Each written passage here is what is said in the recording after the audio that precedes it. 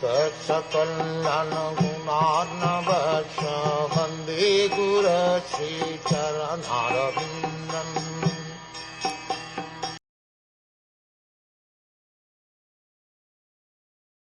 The Lord lay down for 4,000 Yuga cycles in his internal potency, and by his external energy, he appeared to be sleeping within the water.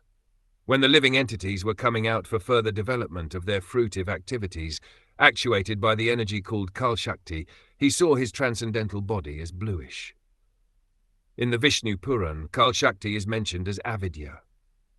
The symptom of the influence of the Kal-Shakti is that one has to work in the material world for fruitive results. The fruitive workers are described in Bhagavad Gita as mudhas, or foolish.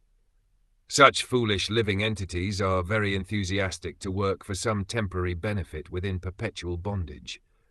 One thinks himself very clever throughout his life if he is able to leave behind him a great asset of wealth for his children, and to achieve this temporary benefit he takes the risk of all sinful activities, without knowledge that such activities will keep him perpetually bound by the shackles of material bondage.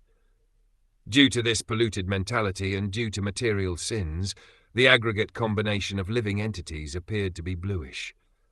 Such an impetus of activity for fruitive result is made possible by the dictation of the external energy of the Lord, Kal.